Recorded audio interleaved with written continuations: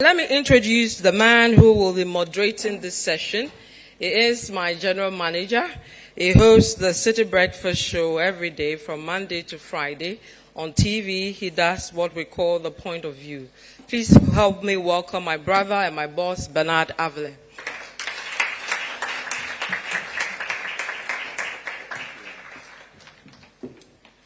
Thank you very much, Vivian. Thank you very much. We want to thank all of you for staying. We shouldn't forget that this program is live on television, so a lot of people are watching, and we appreciate the engagement of the audience. My plan is to get all of us to move the Ghanaian public to a place of knowing where we are and what we have to do. There's been a lot of things said, but I want to make it very simple. And also because we have such a rich array of people here, if you have questions, please let us know. We'll involve you as well. And I'm hoping to do all of this in less than an hour. So my strategy is very simple. We had 3 presentations, one on the global economy, focused a lot on the charts and what's going to happen with interest rates, inflation, and all of those bad things.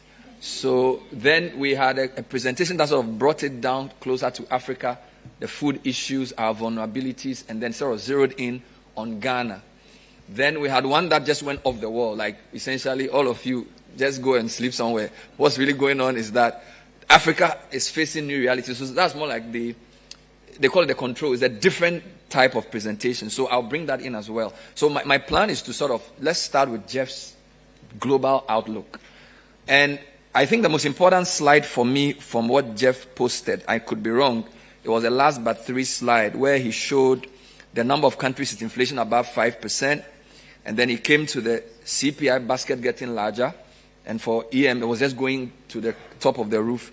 And then he ended with 2 very big bullet points where he said, in fact, his final bullet on that slide was, for me, the headline. If I was writing a story, he says that the lesson from the 1970s is likely to be that short-term pain is preferred to allowing longer-term inflation expectations to build.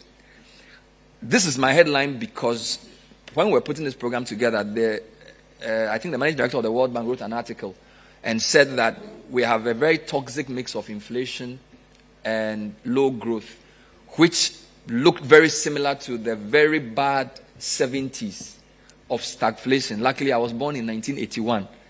So even though I didn't experience it, I am underweight because by the time I was born, there was no food. So usually, we, the people born in the early 80s, we had a food deficiency in Ghana. We only eating dandelion and boko and things.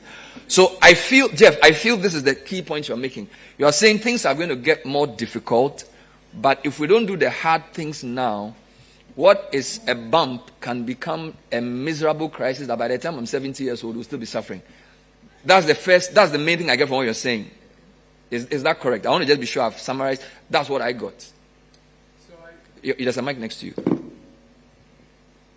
First of all, I think that's correct, Bernard. I think that's the lesson that global policymakers will have taken from the 1970s, is that you need to get on top of this. It's difficult, it's unpopular, but ultimately you lay the foundation for more success going forward. And so those are the difficult decisions we expect from policymakers that we might not take ourselves. This is an interesting discussion in a place like Ghana. I won't comment on Ghana policy directly, but think about your experience as a Ghanaian with very high levels of inflation this year and next year. Last year, this time, inflation was 7%. 7.5. I'm sure that if I were here a year ago, we would be talking about our frustration with inflation. Mm-hmm. In our opening session, people would be talking about food is rising very quickly. I'm struggling to pay school fees. So whether it's 7 or it's 27, high inflation is very punishing. Mm-hmm. High inflation makes it very difficult for businesses to make medium and long-term decisions. Well, that's really investment. If businesses don't invest, then we can't express surprise that there aren't jobs for young people when they leave school. So it's not just a curious artifact of what's going on in the rich world right now. We see it play out here on the continent, in the region, and in Ghana itself. High inflation is very punishing high inflation takes away opportunities in the periods ahead. And unfortunately, what it's going to mean in the rich world, I think, is that high inflation today means that policymakers are going to be willing to accept lower growth to try to get that inflation lower. Fantastic. So, Prof. Kwoti, you sort of gave us 4 pillars. It's like inflation, growth, debt, and then you sort of came up with a lot of policy mixes. Did I get the sense that there's going to be a tension between some of the policies, in the sense that what you are trying to do on the interest rate side to cool down inflation may necessarily compromise the growth based on what happens on the right side of the equation? So in your view, where should the emphasis be?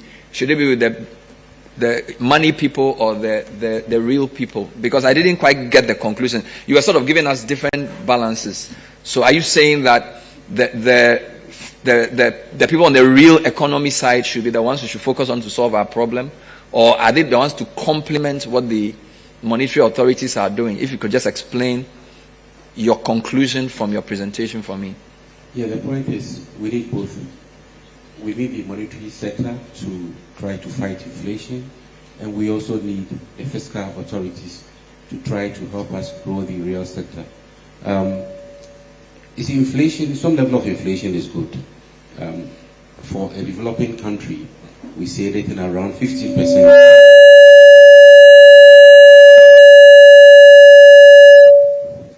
Anything around 15% is acceptable. But where we are currently is high. If you fight inflation, you are also going to fight the real sector. Just like you mentioned, the monetary sector has been increasing the policy rate constantly, continuously to fight the demand pressure. But as you increase policy rate, interest rate, the business sector would suffer because you cannot borrow at lower rate. Your cost of doing business, cost of borrowing, cost of doing business goes up. And that is going to affect your production. And that is likely going to affect your growth. So there is a trade-off between fighting inflation at some level and trying to grow. We need an optimal rate of inflation, a rate of inflation that is good for growth and would also translate into better life. So which one should we do first as a priority? Where should our focus be in the immediate term? I don't think we should focus on one. Both should work together, because we're seeing inflation from a demand side and from the supply side. So from the supply side, what do we do to grow food production, for instance? Food inflation is one of the major causes of inflation currently. How do we address that?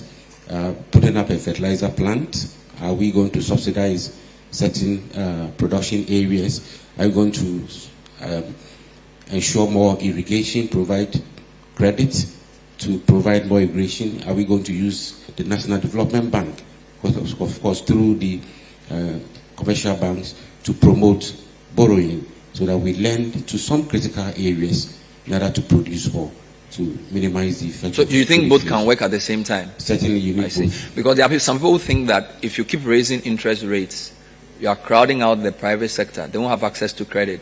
So they can't create more jobs. They can't employ people. So something has to give. But I'll leave that there. Prof, there's a lot that has been said. I just wanted a few thoughts on, do you agree with Jeff's outlook of the global economy in terms of where he sees the world? It's basically saying it's bad, it's probably going to get a bit worse before it gets better. And let's be prepared to do the difficult things now to solve it. Otherwise, if you wait for too long, it will get much, much worse. That's the general gist of what he's trying to say. From where you sit, you advise the finance minister. Are you telling him the same thing? Or you're telling him something different? Dr. Ansu, thank you. Thank you, Leonard. Again, thank you for inviting me to this program. And right off the bat, is this working? Yes, you're live. Right off the back, I think I have to make clear I'm not speaking for the finance minister or for the government. I'm speaking for myself. I know. Yes, I agree with everything that Jeff said. The global economy is in a very, very dark, gloomy place. And not only in Ghana, but I see policymakers from Biden to just about everybody basically struggling to even understand what's going on, much less come up with effective policies too. So it is a very uncertain world. I think, and you use the word VUCA, right? Yeah.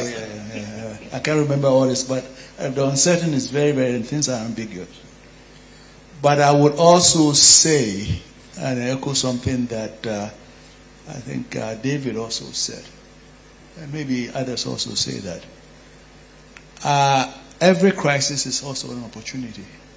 At a time when things are uncertain, old methods of doing things are being questioned, established incumbents are a bit destabilized.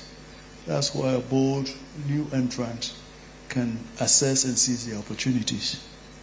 And I'm saying that with respect to Ghana and Africa, and we can come back to that later on. So the outlook sure is gloomy.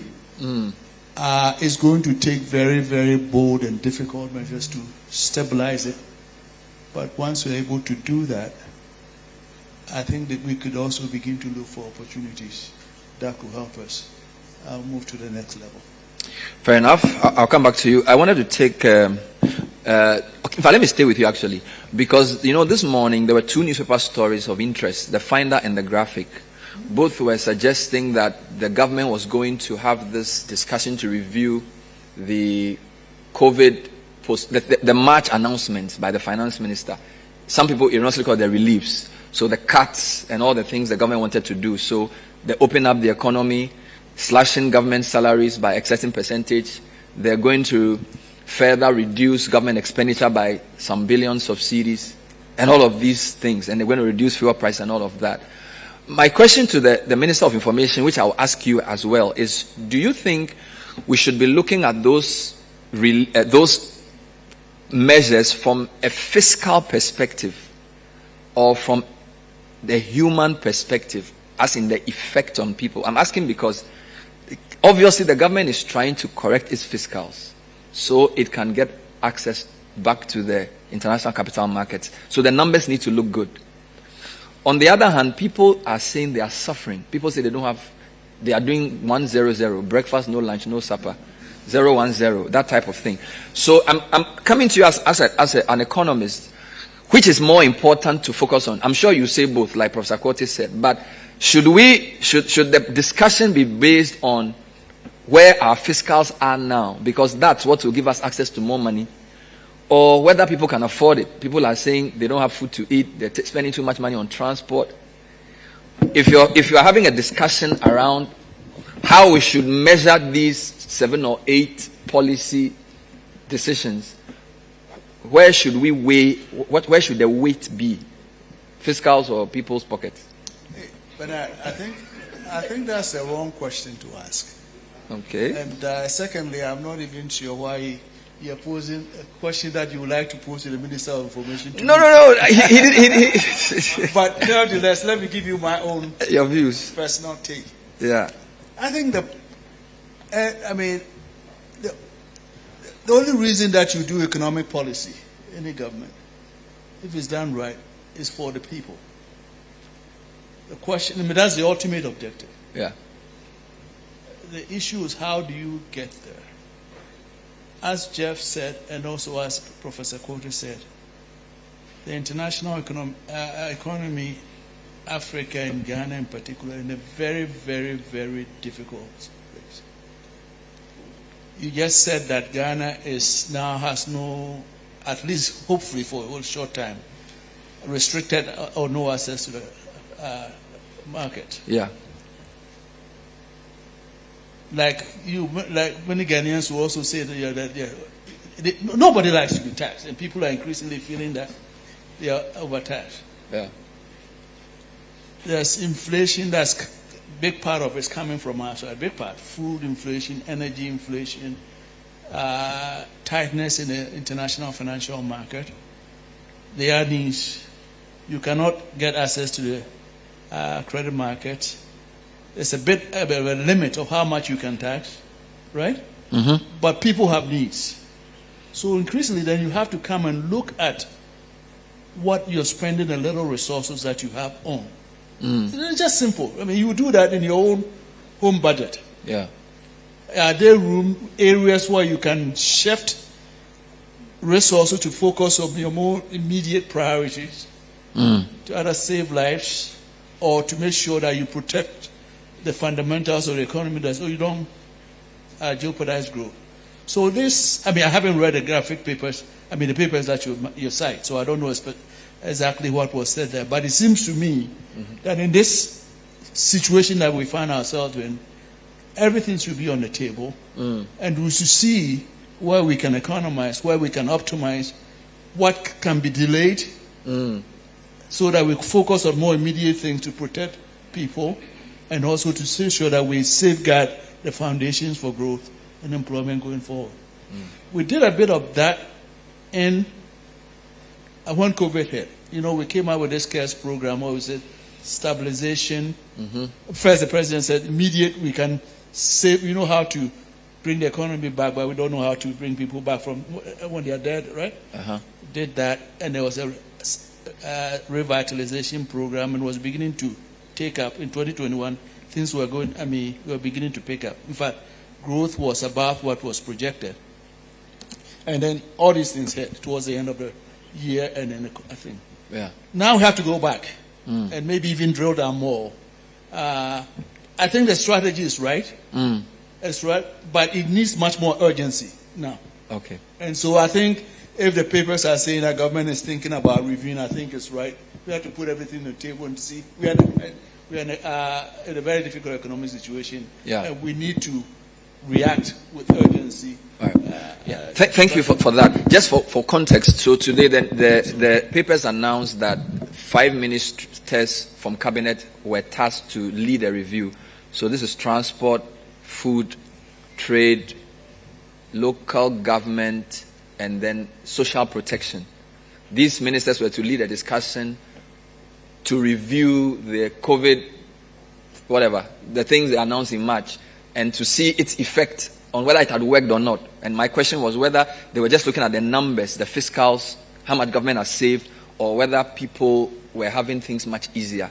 And I think you've sort of answered it by saying it's a bit of both. But I haven't seen the terms of reference. No, right. I think if I were to advise my minister, I think you see the numbers. As I said, at the end of the day, your policy is for benefit of the people.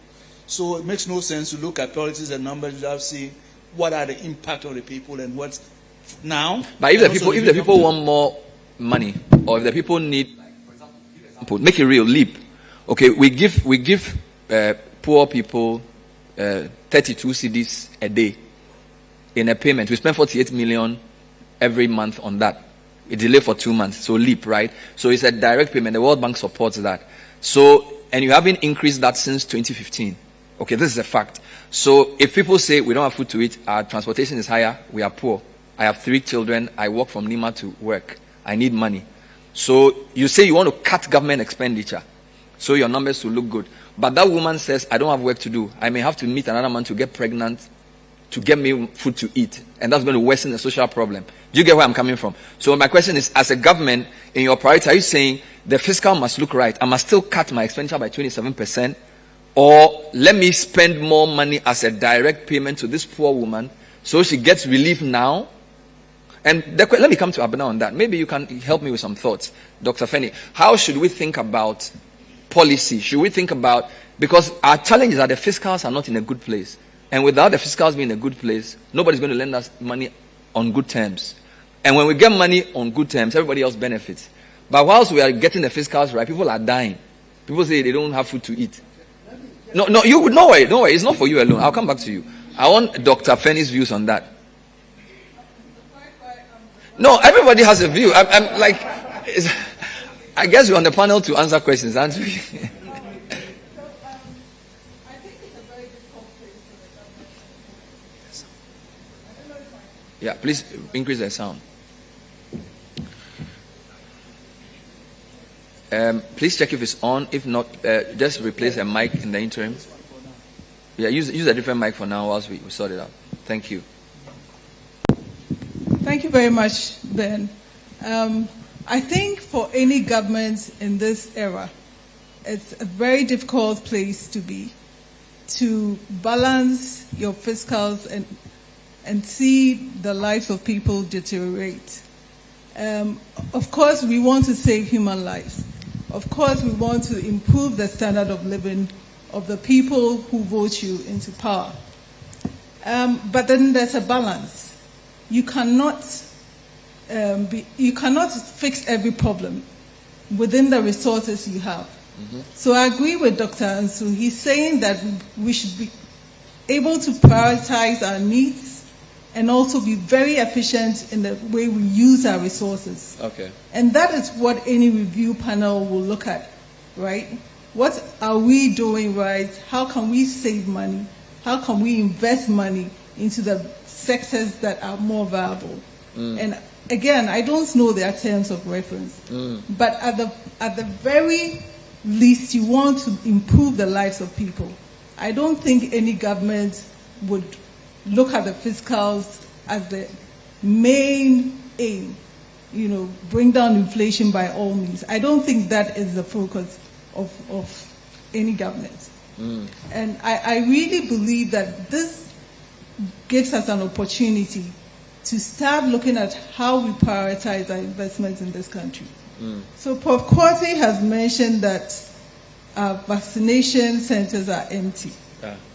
And I don't know if you've looked at the numbers that have gone into the infrastructure to equip us with a kind of warehousing, storage, to keep these vaccines at the level of temperature that they should be kept. All this money has gone into this, and yet our centers are empty. So you would ask, what happened to the resources we invested? Mind you, a lot of this money is borrowed, and we are going to pay back. So we think about all these activities, interventions, and the resources are not bringing us value for money. So let's look at how we can innovate. In Kenya right now, they are partnering with AstraZeneca, using solar mobile vaccination vans to take the vaccines where the people are. So for example, it could be transportation costs that's keeping people away from the centers, or the fear of even going to hospitals, for example. So innovation plays a role. We may have to start looking at how to change the way we do things. Otherwise, we are wasting our resources. And this is money we'll pay back.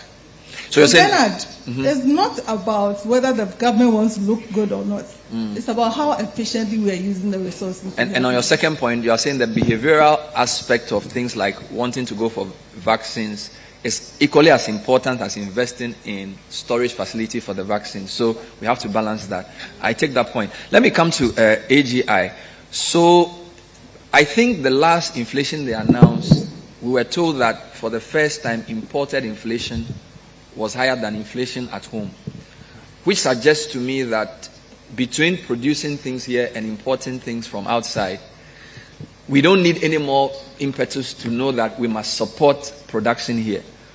But the challenge is that producer price inflation is also going up, which means your inputs you have to import as well. So you're also an importer, even though you're a producer.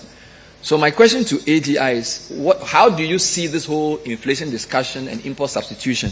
Because almost every time inflation rates go up, the next thing is import substitution. Let's produce things here. Let's eat our own food and all of those things. And then inevitably they come to AGI. You are the guys who are producing the things. I just want to know your views on how inflation should be looked at from the perspective of manufacturers in Ghana, and whether you guys have what it takes to really help bring down the imported inflation, which at least is avoidable. Is the inflation that if we produce our own food, it will reduce. So a lot of things in one question. Humphrey. Yeah, okay. Thank you, Bernard. So I'll try and start from the general overview, make it quick. So Jeff made a very good presentation, giving us what COVID sought to recalibrate the world order. And this is how that phenomenon of the COVID phenomenon, whichever form and shape it took, it's a way of recalibrating this world order testing various theories that we have over the years lent ourselves to in terms of economic growth, governance, and other related theories. And this proceeded beyond COVID, tested it through currently the Ukrainian war, testing the theory of globalization. Is globalization the way forward? Can we survive the next century with the set theory? And if you pick on that and proceed or traverse through Professor Porter's engagement, giving us the current situation in Africa and in Ghana where we belong, and then testing the various theories, including the inflationary target theory that the monetary policy through the Bank of Ghana has been using in terms of our framework of engagement. Every bit of this theory is being tested. So, and I like the question when you threw the question to Dr. Ansu and Prof, which method would be the best route of intervention to curb the situation currently unfolding? It is a situation that, yes, they are unfolding, and the picture has been well painted. So targeting a route, do we use a mixed method? And they all admitted a mixed method will do the solution. I mean, tackle a bit of each. However, I will say that when you look at the monetary policy reports, anytime it is presented, it gives you the high flyers where the inflation events are triggering. Agriculture is always one of them. This time around, fuel is part of it. Construction is part of it.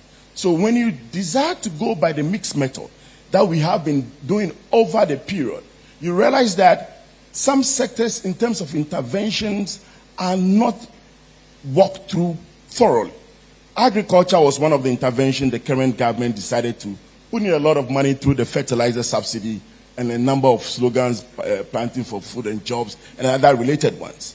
But the events playing out in the agriculture sector today may suggest to you that monitoring and evaluation at the stage lapsed, and therefore events rolled back, and therefore policy needs to relook at it and correct it. So when you ask the third question, I will say, as you use the inflation target model to control the various indices as they play out, you might need possibly testing the various theories that are stated, go back to the command economy structure, whereby you need, in some particular sectors, you might need to focus and give it all your best by controlling some of the measures. Decentralization in all the sectors may not be working, carefully using the inflation target model and the various economic models that have been tried and tested. I give a clear example. Today, commodity import into the country has shot down by about 30%. And if you go into it, you realize that when we were trying to promote the e-levy and the protracted discussion in Parliament all the way to the time it was passed, affected our rating. And our rating, general sovereign rating, had effect on our exchange rate and today the inflation basket. Therefore, most traders and creditors to our country, as well as companies, are renegotiating, some are cancelling, and relooking at the entire sovereign rating system of our country, and therefore it is affecting supply activity, and the supply side of the economy is now affecting the inflationary target models. So you realize that at some stages, one may think, do I need to relook at what is happening in the fuel industry, where BDCs are all chasing, or I wouldn't even reduce it to BDCs, all bulk importers, and I can say fertilizer, wheat, oils, clinker. All these big factories that are importing major products are all going to the Bank of Ghana, chasing dollars. And they go through their various PFIs. And as they do that, what happens? A lot of speculation happens. And when there is speculation, one same company chasing $50 million, and he tells about 3 banks. So the pricing model changes because of availability. So therefore, you realize that in such sectors and in times like this, what do you do differently? And that's why I love a statement made by David. You can't keep doing same things and expect a change. So on that point, let me just get you straight. Are you saying, for example, that we should centralize, because this gentleman, Duncan Amwa, of Chamber of Petroleum Consumers, suggested, I think last week, that the government should centralize its oil imports. Is that what you said? or something to the effect that because of different people looking for dollars in different places, the dollar is actually more expensive than it's actually supposed to be. Absolutely. So you're saying that as AGI, you think the government should, when you say centralize oil imports, what do you mean? So what I'm suggesting, and I'll give a practical example. Some factories importing wheat need about the $50 million to pay their bills. Now, by the law, Bank of Ghana asks, okay, you do the application to the Bank of Ghana and we'll source the funding for you. However, if you go to the table, you might not get all your expected funds that you need. They'll say, okay, we can do 50% out of your request. So then you need to go back to the market and look for the outstanding balance to meet the various obligations. We are proposing to the central bank, granted that you could get all bulk imports, especially essentials, that I can suggest to you can trace from the monetary policy reports outcomes. That tells you in agriculture, what are the exact products that I could go in to intervene to change this issue. Wheat is one. Fertilizer is another. You can go in for some other inputs within the agri chain. I'm using agri chain because of the survival, because of food shortage related issues into the future. How do you control that? And if you use the same model into the fuels and go into clinker and other products. So if the BOG and per his suggestion, it fits into it. And when he seeks to do that, therefore you are moving from the standard theory of decentralization. However, you need to figure out how to control some specific to recorrect. All right, fair enough. I wanted to thank you very much. I want to come back to David for a brief. I enjoyed your presentation, but I got confused at some point when, and this is not anything to do with you. I was confused as to how to resolve a challenge in my head. So far, you're basically saying that there are some more important things we should focus on as Africans because there are peculiar challenges we face. So that it's not everything that happens in the Western world we should focus on. Only so insofar as it affects our well-being. So in a sense, you're saying we should be very careful in terms of how we just accept every information from the West, which I agree with. Then you went on to say things around our exposure, which all the panelists have agreed on. We're exposed to wheat, we're exposed to oil and everything else. So in a sense, and you made a point about the fact that during the subprime mortgages, because Africa didn't have such exposure to the mortgage markets, we didn't have such a negative effect. So in a way, being excluded from the world system is a good thing, in a sense. But then you also gave a point about the 17% Africans on social media, only 2% of the revenue comes in here. So even though we consume global information, we are part of the system, we are not getting any money from it. So are you asking for more integration or less? That's my question. No, either you didn't get it right, or maybe I didn't put it well. I said Africa is 17% of the world's population. Yeah. But only 2% when it comes to digital payments. Good. So that's what I was talking about in terms of the population. Yeah. But I think there is, let's go to the inflation question. Yeah. Right? It's quite an important thing. I think, I say educated people tend to make simple things complex, right? We tend to treat things as if we don't know that we are human beings and that we behave in a particular way. That's my concern.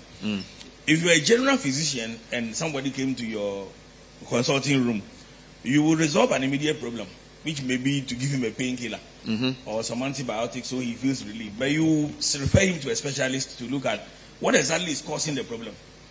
Now, inflation, nobody likes it, and I don't like inflation either. And I'm not against inflation targeting. I'm against what we do about inflation without relating it to our behavior. Prof. Kote is here. Behavioral economics is the way things are done. You look at how do the people behave. Look, I'll give you simple examples. The average European or Westerner, if you went to a shop with him or to a restaurant with him and you bought water, the first thing he will be doing is calculating who is going to pay for this water. You know that. If it is just a CD difference or a dollar difference, they reduce their purchases. That's a fact of life. They count the pennies. We don't count pennies. That's the truth. We don't count pennies. We don't have the pennies in the first place to count. The average Ghanaian does not necessarily reduce his consumption just because inflation went up. He doesn't have the money. So the point I'm making is that how do we fight inflation? It's increasing monetary policy rate and therefore increasing interest rate, the way to fight inflation. And I ask for data. Do we have data that people reduce borrowing No, if they don't reduce borrowing, and that's AGI is here, ask him if they reduce borrowing. What it means is that they are still borrowing but producing at a higher cost. 2, 90% of fixed deposits sits with government in treasury bills. Yeah. So the banks are making profit. So what is happening is that we are actually increasing the inflation, Worsening inflation. by our behavior. We are not sending it to the specialists to ask, how do these people behave? And how do I fight inflation? One, look at the CPI. A large part is fuel imports. And he just said it. But why are we importing fuel? Ask yourself, why are we importing fuel? We don't refine. We have a refinery here. At some point, we wanted the refinery to come back so much that we actually did a levy for toll. Yeah. This is early 2000. It's still there. It's still there. At some point, it almost collapsed Commercial Bank, if you remember. Yes. Why is toll not producing the fuel? Look, if we were actually making toll function, we would have gotten to the point where we should be exporting fuel, not importing. So if we also issue BDC licenses and they all go to Bank of Ghana issues a special rate with them, the dollar will go up. A large part of our inflation is increased by the dollar. That's a fact of life. So we are not doing the thing as specialists. Now, Nigeria, and again, I'm talking about Africa. In Nigeria, they have a lot of refineries. We all know that a lot of the refineries were not functioning, allegedly because it is easier to import than to refine. In this country, if you watch our behavior, and I'm going to say this, it doesn't mean I support e-levy or I'm against e-levy. It is easier to get a Ghanaian to do what the churches call seed offering by selling his house than to ask him to pay e-levy. It's a fact. We know that. He has more faith in his pastor than the Than government. in the government. You have to watch the people's behavior. How do the people behave? How do the people who are ready to do seed offering for a pastor who may be a fake pastor, why are they not ready to pay e-levy? That's how the people behave. So you should do your policy around their behavior. There are one of two things, and I have tweeted this before again for those who follow me on Twitter. Yeah. You either use economic policy to change behavior if you want behavior to change, or you use economic policy to follow behavior. Okay. We are not doing either. We are simply looking at how people fight inflation in US. Wow. That's the fact. Yeah. All right. Since the inflation question is going well, I'll take a quick couple of comments on inflation. Prof. Kwati, and I'll come to you. Behavioral economics, all of that. Yes, I agree with him that we need to look at behavioral change. We can use policy to influence that. But I don't think we are not doing it at all. That I need to emphasize. Now, when the exchange rate was fluctuating, you saw Bank of Ghana as one of his measures come out with increasing the policy rate. And they mentioned that even some of the banks are trading in the foreign currency. There is excess liquidity in the system. If you use policy, if you increase the reserve requirements, it was increased to 12%. This will ensure that whatever money you mobilize, you keep part of the Bank of Ghana so that you don't have that excess liquidity to trade in foreign currency. So we use economics, we apply economics, except that, yes, we have weaknesses in some of the things we do. Inflation is demand caused by demand, excess demand chasing fewer goods. So if you have excess money, it will create inflation. Let me just ask you a question. Fewer goods. Just a quick question. Do you think we've studied the pricing behavior aspect of inflation enough? Because your policies work to an extent. Some people feel that the way the Ghanaian prices, the psychology of pricing, because if you look at inflation in West Africa, for example, we are the highest.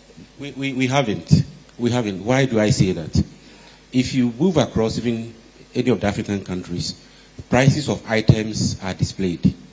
If you want to buy tomatoes, you see the price displayed. Yeah. So the price doesn't vary significantly.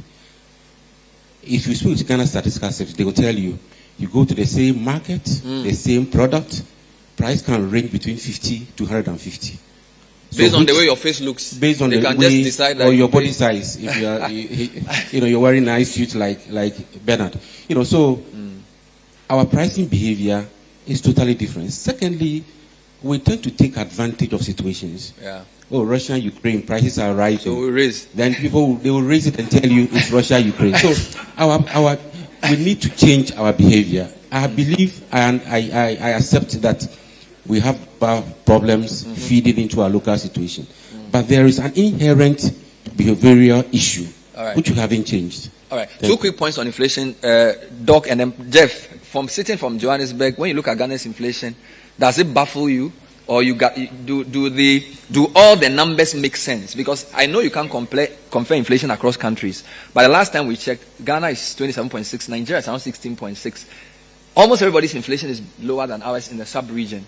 So do you think about Ghana's inflation in Joburg and say, these guys, there's something wrong with their economy? How do you... In some ways, it almost sounds like a question about do we believe the data, but near enough 30, and many people are probably thinking, you know what, for me it's even higher. Yeah. So the specific number doesn't matter. Inflation is very high here. It's very high compared to your peers in good years. It's particularly high right now.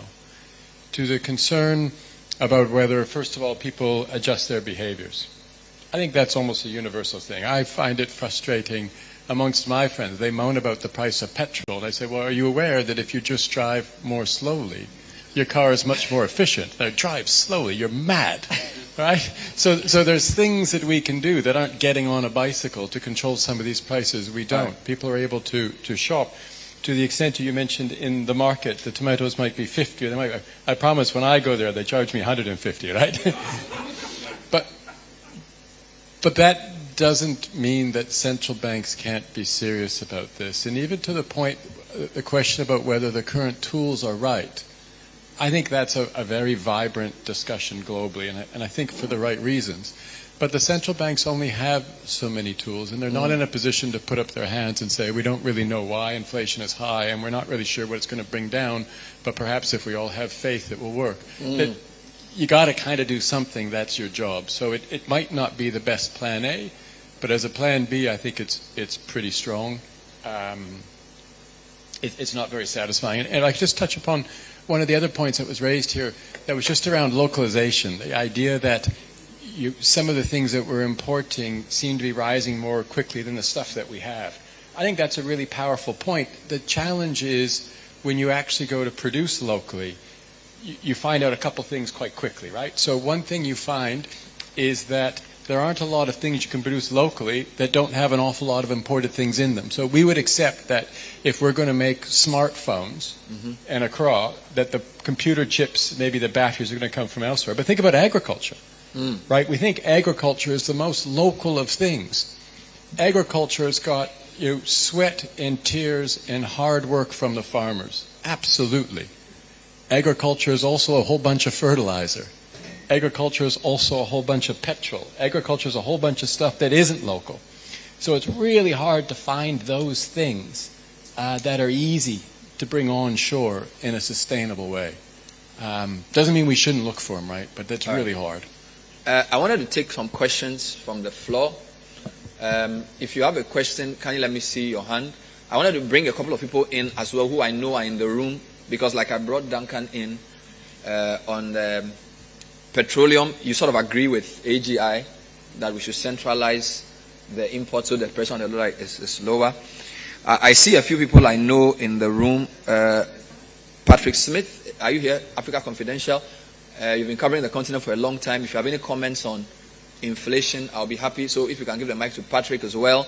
And then those of you on Ask Questions, if you can just come and sit in the first row, I'll be very happy to take your questions. Just come and sit in the first row. So Patrick, any thoughts on inflation, Africa covering the continent? First. As a journalist, I prefer to ask a question rather than, and which I'll know what I think about economists. Okay. And there seems to be the beginnings of a debate here about whether Ghana's national interest will be served, about returning to the cold embrace of the International Monetary Fund in Washington, D.C. And I would very much like to hear from the experts, especially Dr. Ansu.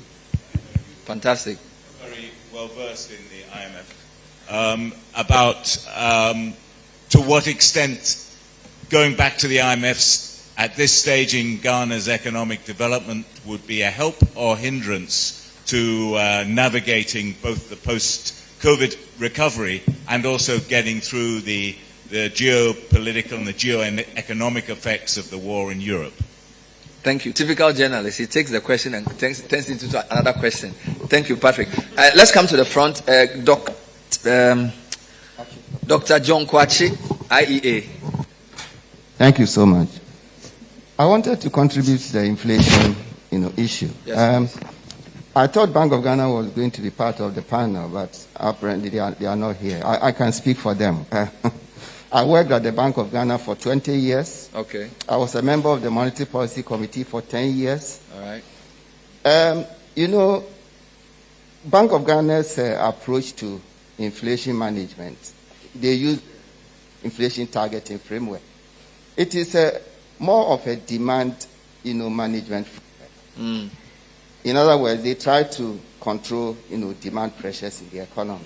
But we know that in Ghana, our inflation has very strong supply undercurrents. Yeah. And especially now that we are being hit by COVID, and then also Russia-Ukraine war, you see that the supply side, effects have been elevated. And so, you see, relying on the policy rate alone is not going to be able to do the work for us. That is why some of us are calling for, a kind of a hybrid kind of approach. I call it macro versus micro. The macro approach is the IT, which is targeting the headline inflation. The micro will be interventions, targeted at the very supply, sources of the inflation. Your food, your fuel, your transport, the exchange rate. You see, government and Bank of Ghana should work together, to target those sources, intervene in those sources. Fantastic. To supplement what the inflation targeting is doing. Well, now that I'm on the floor, let me go on to my second question. Okay. Look, we have this attitude. I mean, we are taking the convenience of blaming what is going on in Africa and in Ghana on external factors. We all recognize that COVID-19 and Russia, Ukraine is having negative impact on the whole, the global economy. And Ghana is not an exception. But we must recognize that Africa, our economies, have never been in a good place, even before, COVID-19. And especially Ghana. We have serious, weak underlying structural weaknesses. And the macroeconomic instability that we are experiencing, inflation, exchange rate instability, they are all manifestations of the underlying weak structures that we have. So until we address those economic, the underlying structural fundamentals, we will be seeing, this macroeconomic instability, from time to time. So you are saying they predate COVID, they predate Russia, they predate both of those two shocks. Exactly. Thank you. Madam, thank you, Dr. Kwachi, IEA. Madam, thank you. Hi, my name is Cassandra. I'm the host of Money Hub and also the morning show host on Max TV. Okay. My question goes to you. Because of you. I like you so much. I listened to you talk on our culture and religion sets us back. And today I've heard you again. You've talked about crisis creating opportunities. And we've seen that with COVID, how COVID forced us and forced businesses to go online. Even some of us who were not ready to go virtual, we were now learning how to, operate Zoom, how to, we all jumped onto it because it was the only way. Now, in your opinion, what should be the process? I like the way you keep us thinking. But now, what should be the process of actually taking advantage of these opportunities?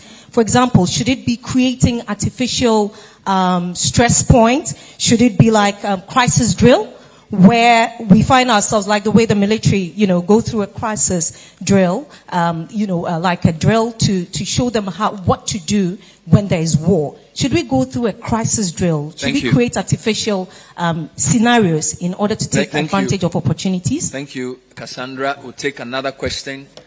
So I hope you are taking notes and allocating for who the question is. Yeah. Yes, sir. Please go ahead. I'm Brompon from Auction Export. I want to ask that what is meant by behavioral economics, and also I want to ask that is there an effect on price and the first, like. So you want to know what behavioral economics is? Yes, and you want to know the effect of food on the food. You want to know the effect of inflation on the food prices, On the food prices. not the other way around. And Not the fares, and like, fares. the Not the effect of food prices on inflation, but inflation on food prices. on food Who are you directing the question to? It looks like Peter Korte. Yeah, I'll give it to him. So I'll ask Abena to answer the behavioral economics question, and then Professor Korte will answer that complex question.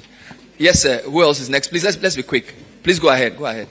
Yeah, good afternoon. Yes, sir. Yeah, my name is Eric. Apparently, I'm a lay person. Now, you spoke about inflation.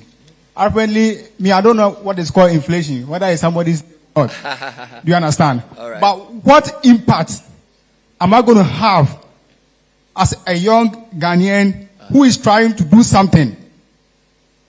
That is what I'm talking about. The physical challenge that is going on over here. Now, the last time I went to the supermarket and I saw the packaged coconut hacks into charcoal. Okay, we can do something over here, but the help to do it is another problem.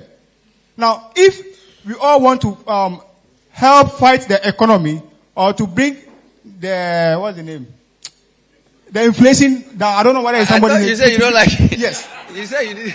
What are you guys? What are you people doing for us? So what they are doing for people in the real economy? So you are not interested in the jargon. You want to know Because the inflation, help. I can't control it. No matter what, it will still go up. All right, thank you.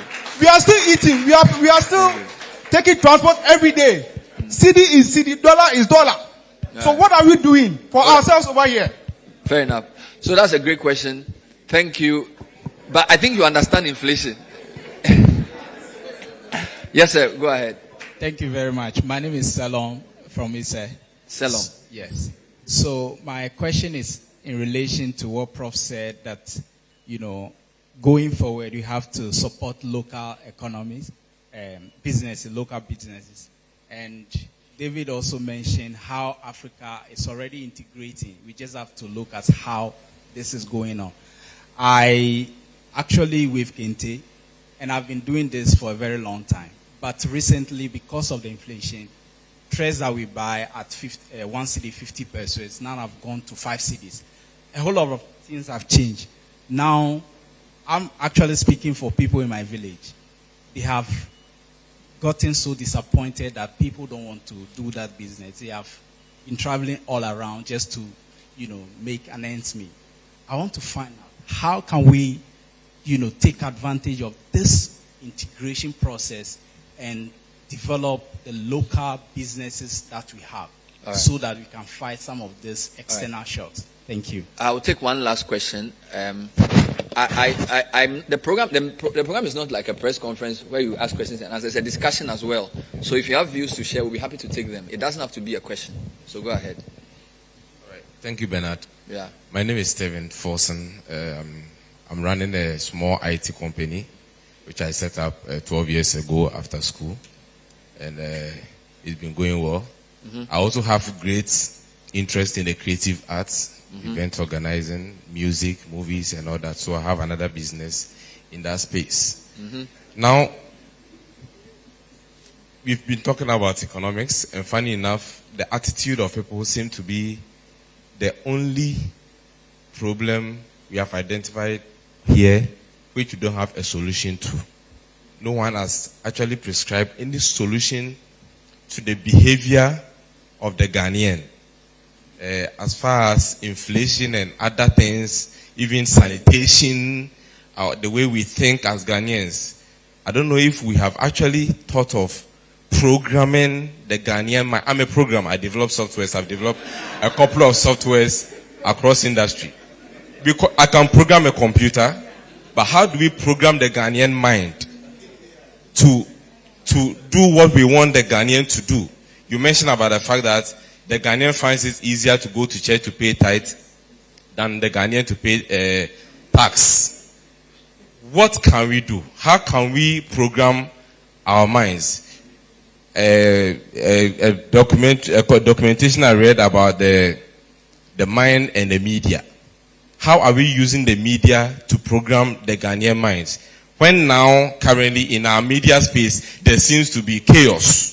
So maybe can you develop a program and then we'll use it? If you can develop a program unfortunately, that can help the media to reprogram. Unfortunately, the Ghanaian mind doesn't work with zeros and ones. It doesn't work with PHP. Doesn't work with JavaScript. Doesn't work with all the programming languages I know. But I know psychology deals with behavior. Yeah. And we have psychologists and sociologists in our universities. Yeah. And we have the creative arts in department also in our universities. Look, some few years ago, I used to be appalled and disgusted to see two men kissing or two women kissing, but now I'm very comfortable with it. Because I see it all the time in movies. You've been programmed. I've been programmed. I see it all the time in movies. Your point is clear. Thank you. We don't have time. All right. Your point is clear. Thank you. Let me take Duncan Amwa from COPEC. I'm sort of mixing the questions. So give him the mic. And he's from Petroleum Consumers. Thank you, Bernard. Yes, and sir. To your esteemed panel. Anytime we get the chance to meet such heavy minds, Yeah. the content is usually very heavy. Yeah. And for average minds like ours, we struggle to process. But like the gentleman said, for an average person, what is inflation? I like some drinks that I used to buy for 10, 11, 12 cedis. I go to check last week Friday, it's gone to 17, 18 cedis. So clearly things are increasing very rapidly. As a country, however, when I meet the likes of my former professor, Professor Korte, I was an ESEF student. Dr. Fenin supervised a couple of things. I hope you passed. I'm sure you passed. I did my best. Well I think for me, it might not be a question, but it's the issue of strategy as a country. We either fail to plan or we don't plan at all. And so we are often caught by events. We rather wait for things to, like you would say in economic terms, cascade beyond, the norm. And then we set about finding solutions. But I think other countries do plan for their people economically. We saw COVID. We saw what it was doing to the global economic space. We waited and only slapped taxes on importation in the name of COVID, taxes. All right. Now, once you are slapping taxes, Bernard, you are simply, per your own action, increasing inflation because the importer who is bringing the product will not come and sell to me less the taxes. And so the state itself, per our policy, per our programming, like the IT person said, also contributes inadvertently to inflation. All right. Bernard, I would, within a minute, probably deal a little more with fuel. As we speak, there's Russia, Ukraine, there's been COVID. But fuel within the sub-region, like you did on your program not long ago, Ghana happens to be one of the very highest. And so within the same global context or perspective, we are doing rather poorly. And that is to say that we have simply failed to plan. You cannot have an institution built with the taxpayers' money like BOST, allowed to operate as though it were a private BDC, now declaring profit.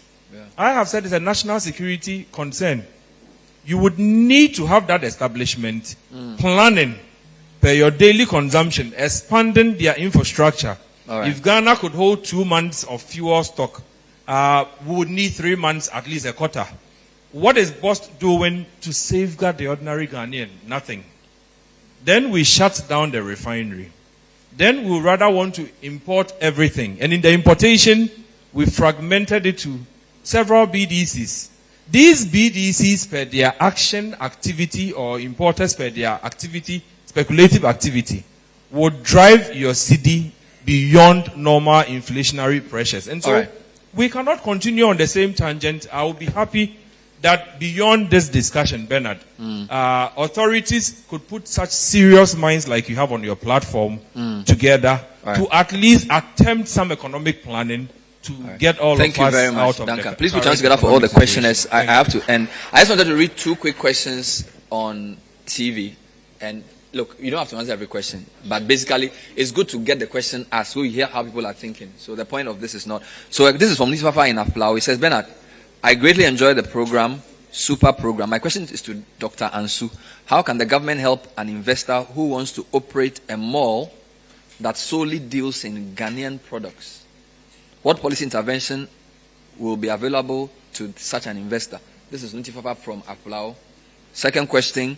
Good afternoon, CTTV. With regards to the cedi and the dollar, why can't we limit the dollar going out by tasking all foreign companies in the country to convert their profits into minerals and send them like gold? This will help reduce the dollar leaving the country and actually put real value on the cedi. There's no name attached. So we're wrapping up. So what I wanted to do is, Dr. Ansu, there's an IMF question for you. Somebody wants to open only made in Ghana more. What policy do you have to support? Prof, somebody wants to know what inflation is and why you should worry about it. Somebody's asking about behavioral economics. Cassandra and David have questions for you about Kente and other things. I'm sure you wrote the question. So I'll start with Dr. Ansu, and we have 10 minutes, so like a minute each. Yeah.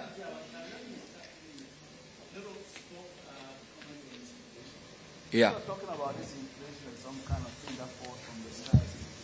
Inflation means basically, as you said, too much money.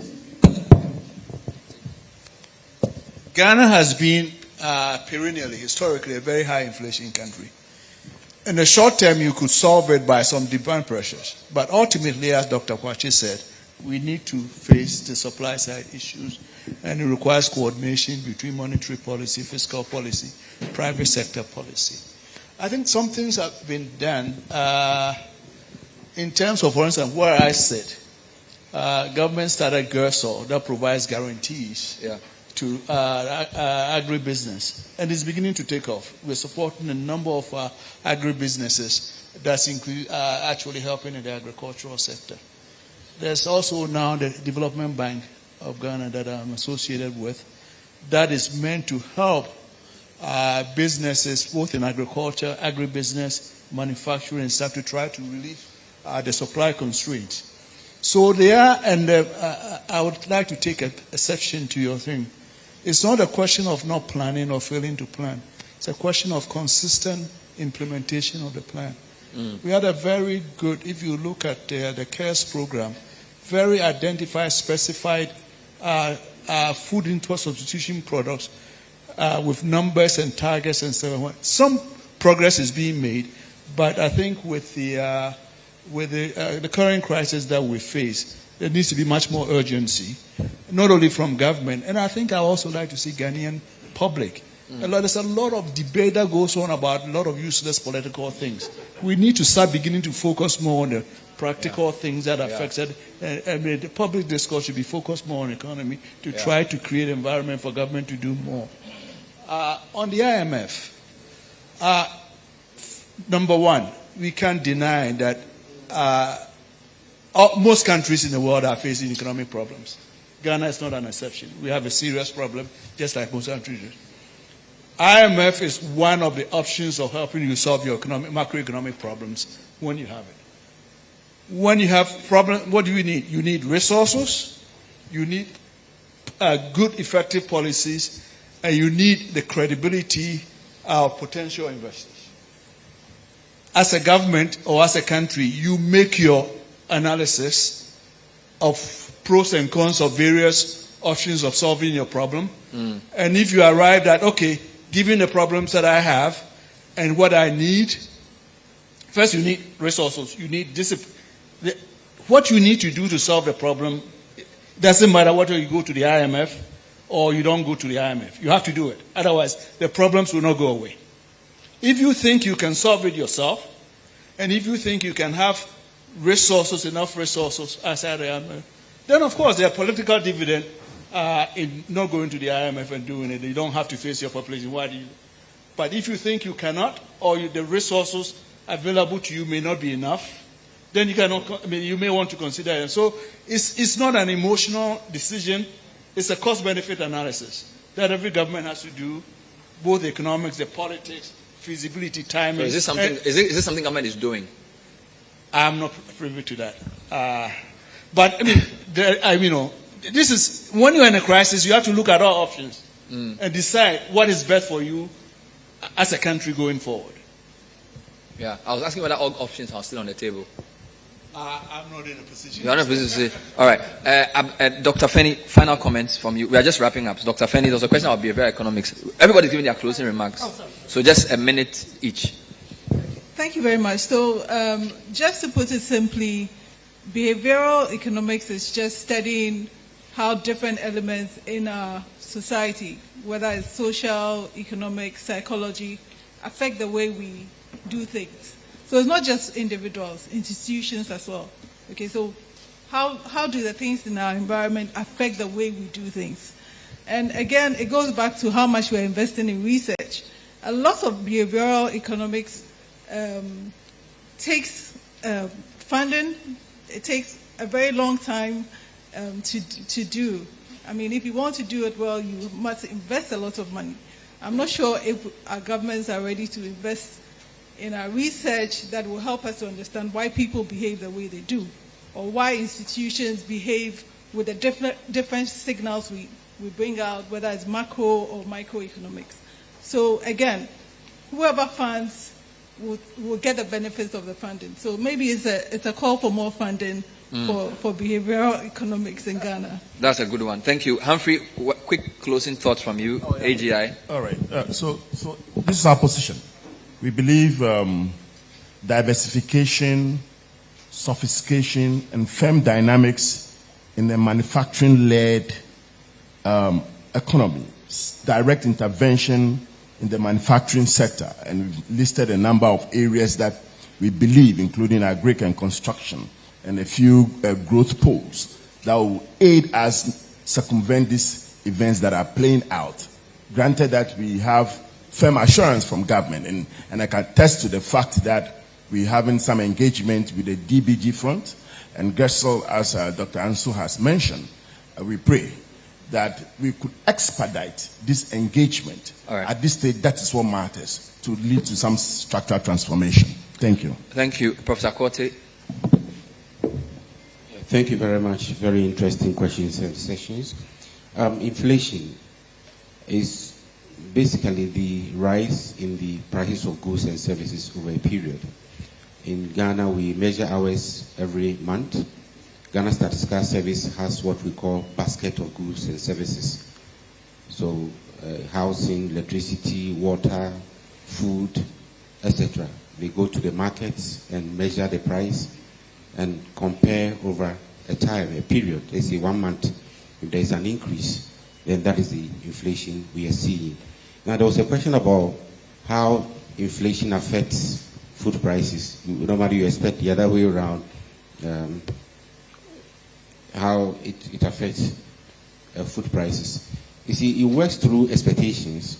When prices are rising, when inflation is increasing, people's expectations change. They expect higher prices.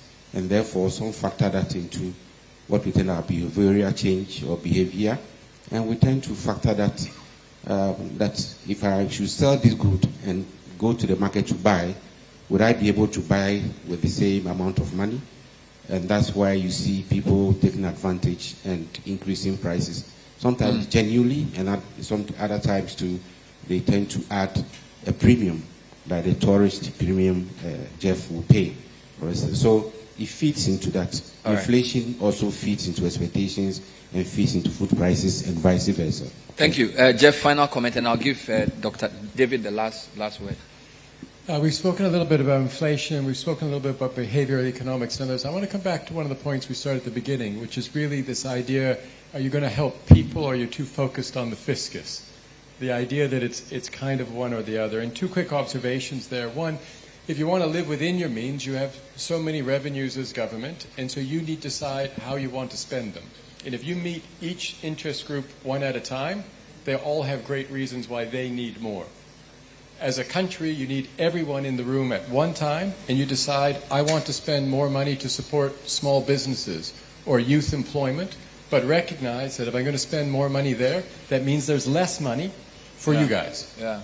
Or you do this in a way that many countries do, it certainly has been the case in Ghana, you spend beyond the means, right? You take the money that you have, you add a bunch of money to that you borrowed, so you do not have to take difficult decisions today.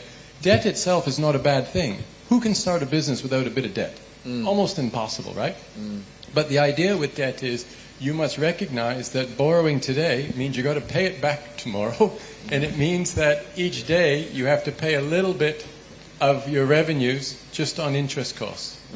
And that's what we're missing, I think, in some of this discussion. It's a question about living within one's means, or if agreeing not to do that, recognizing that stores up pain for the future. One can't wait to the end and express surprise. I have all this debt, I'd rather not pay it back. Thank you. David, final word.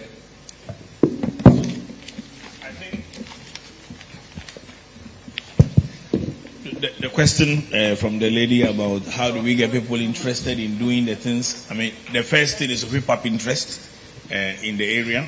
There is something called agenda setting, where people consciously get people to be thinking about a particular thing. And we do it in this country very well when it comes to elections. Every 4 years, we get everybody interested in elections. If it's football, we get everybody interested in it. It's only when it comes to business that we don't manage to get everybody interested in it. And I think if we get people interested in it, they would definitely be ready to pay more attention to that and invest in that area. The other thing which is important is whoever is setting the agenda must be trusted. When people trust whoever is setting the agenda, they tend to be, to be more eager. And even when there is suffering, they tend to understand it better. I think the last thing I want to address has to deal with the programmer. The mindset determines everything. It actually determines everything. Otherwise, Singapore, which is about the size of Accra, should not have an economy bigger than that of Ghana and Nigeria put together. The collective mindset of the people was very important. And to determine the mindset of society, simply check what they focus on. Every single thing you do in Ghana is torn between NDC and MPP. So if you are in power, you are doing well, somebody has to undermine you so he comes to power. If you are not doing very well, you have to criticize whoever is in the opposition. That's how we think. And that's why I like programs like the type that Citi FM and Citi TV is doing. The more we talk about things which are not, that's exactly what Dr. Anso was saying. The more we talk about things which doesn't divide us, the more likely we are to move to the center. And every 4 years we can return to the divisiveness and come back to the center. That for me, that's the way we have to go forward.